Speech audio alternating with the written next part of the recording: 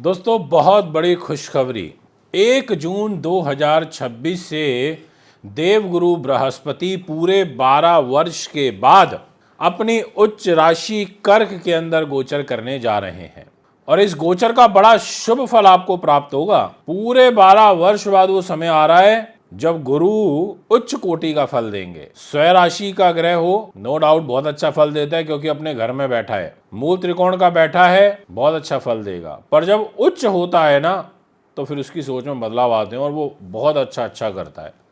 अगर शुभ ग्रह है तो आपको बहुत शुभता देगा, आपको सर्वोच्च स्थान तक लेकर के जाएगा और ऐसा ही योग 1 जून 2026 से बनने जा रहा है।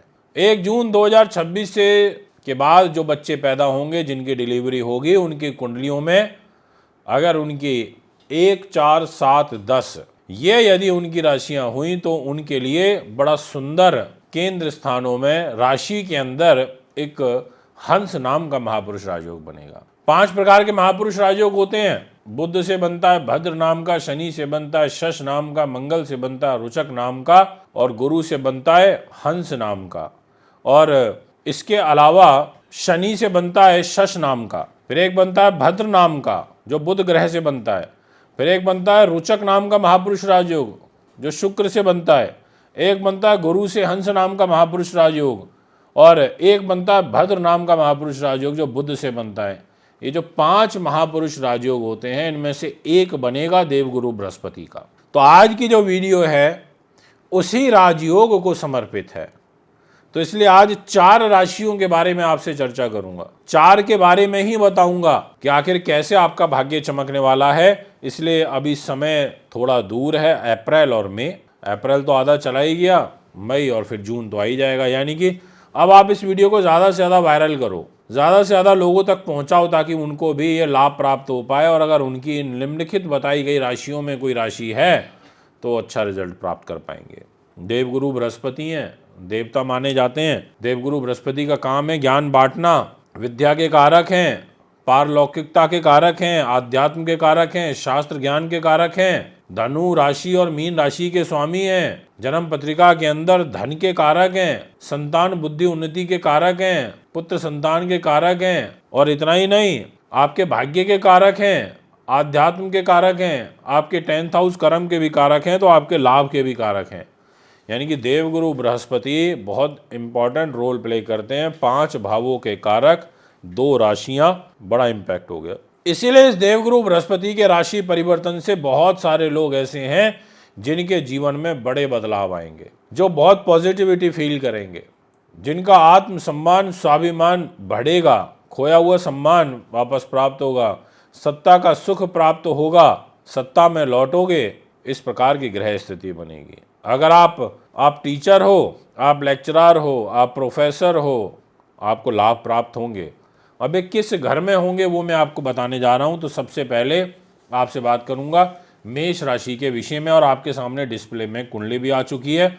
अगर आप देखें तो जहाँ 4 नंबर लिखा है वो है कर्क राशि, जहाँ 1 नंबर लिखा है वो आपकी खुद की मेष राशि है। तो मेष राशि वालों, जिस समय पर देवगुरु बृहस्पति का राशि परिवर्तन हो रहा होगा उस समय खुद आपकी राशि के लॉर्ड मंगल अपने ही घर में होंगे। आप देखिए डिस्प्ले की कुंडली में खुद मंगल बैठे हैं 1 नंबर में और जहाँ 4 नंबर है वहाँ गुरु महाराज बैठ गए।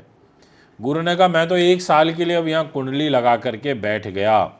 तो ये चतुर्थ भाव में बैठा हुआ देवगुरु बृहस्पति आपको उच्च शिक्षा प्राप्त होगी, आपको ज्योतिष में, ऑकल्ट साइंस में विशेष रुचि होने लगेगी। अगर आप इस तरीके की फील्ड में हैं तो आपको विशेष लाभ प्राप्त होने लगेगा। इतना ही नहीं, आपको भूमि का, वाहन का, मकान का, इस प्रकार के सुखों का लाभ प्राप्त होगा। आपको पिता का जो सुख है उसमें कमी महसूस होगी कुछ, क्योंकि इनकी जो 7वीं दृष्टि है वो आपके पिता के घर पर होगी। व्यवसाय के क्षेत्र में थोड़ा उतार चढ़ाव आपको फेस करना पड़ेगा, ये एक सच्चाई है जिसे आपको एक्सेप्ट करना होगा। थोड़ा संघर्ष बढ़ेगा, ऐसे आपको एक्सेप्ट करना होगा। क्योंकि आप देखें जहाँ 4 नंबर लिखा है तो जस्ट सामने 10 नंबर है, 7वीं दृष्टि है गुरु की और 10 नंबर में गुरु नीच हो जाते हैं। तो वो कैरियर और व्यवसाय में तो उतार चढ़ाव ला रहे हैं, पर आपके लिए सुख साधन का, प्रॉपर्टी का, वाहन का, ज़मीन जायदाद का माँ का सुख, पॉलिटिक्स का सुख, आध्यात्मिक सुख, विदेश यात्रा का सुख, पौत्र प्राप्ति का सुख, उत्तम विद्या का सुख, ये सभी सुख भी आपको दे रहे हैं और आपको विदेश भ्रमण करने के बहुत अच्छे अवसर प्रदान करेंगे। ये हुई मेष राशि की बात, यानी कि मेष राशि के लिए जो ग्रह स्थिति है वो काफ़ी हद तक अच्छी है।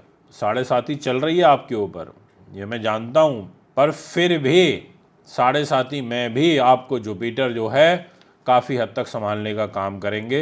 ये एक अच्छा योग है, उसके लिए मैं आपको बधाई, शुभकामनाएं देता हूँ। अब आपको पहले से पता चल गया, थोड़ा प्रिपरेशन चालू कर दीजिए। अगर आपकी कुंडली में गुरु की जो प्लेसमेंट है वो कर्क राशि में ही है 4 नंबर में, और आप मेष राशि वाले हैं, तो यहाँ पर आपको बिल्कुल निसंकोच भाव से देवगुरु बृहस्पति का एक पुखराज रत्न अवश्य धारण कर लेना चाहिए। अब बात करते हैं आपसे नेक्स्ट राशि की, जिसको ये हंस नाम के महापुरुष राजयोग का शुभ अवसर प्राप्त होगा, और वो राशि है कर्क। आपके सामने डिस्प्ले में आ चुकी है।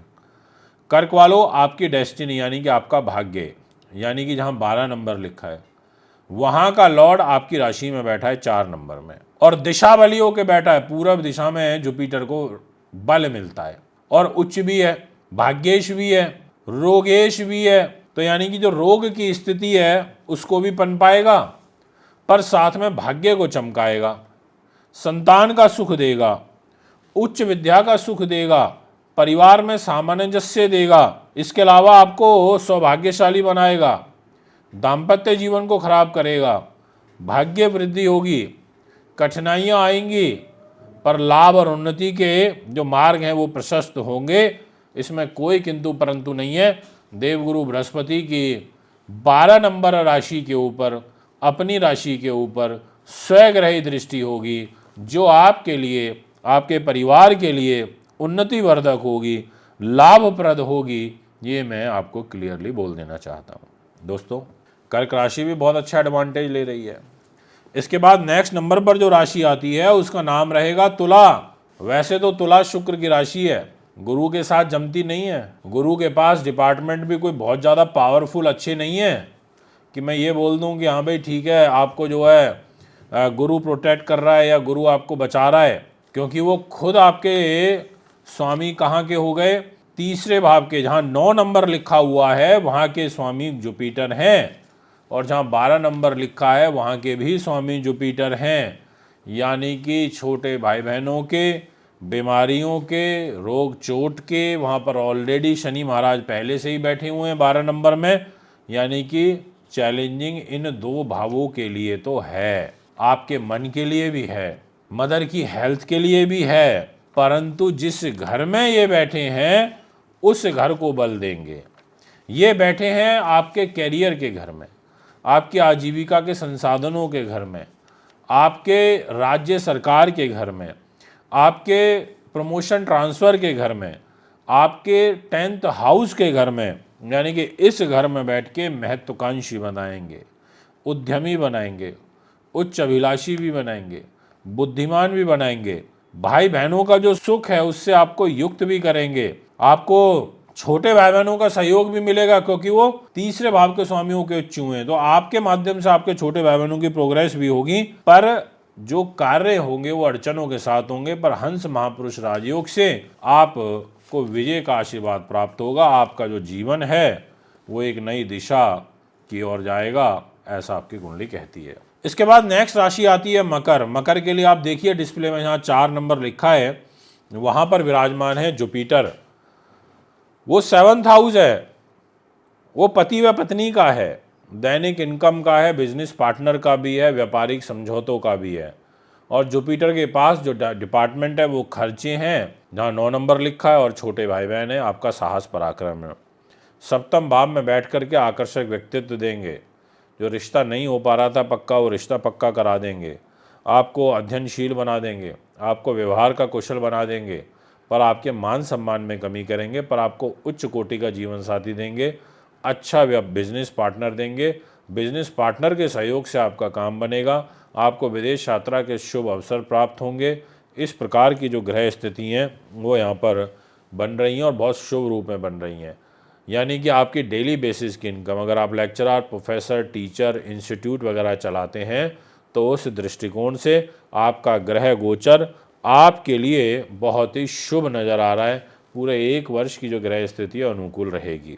दोस्तों ये है आपका 4 राशियों का हंस नाम के महापुरुष राजयोग का रिजल्ट जो मैंने आपको बताया। यदि आप भी अपनी कुंडली दिखाना चाहते हैं, बनवाना चाहते हैं, पूजा पाठ या रत्न रुद्राक्ष लेना चाहते हैं तो आप में संपर्क कर सकते हैं। एक बार पुनः आगामी कार्यक्रम में एक और नई वीडियो लेकर के आपके बीच में उपस्थित होऊंगा। नमस्कार।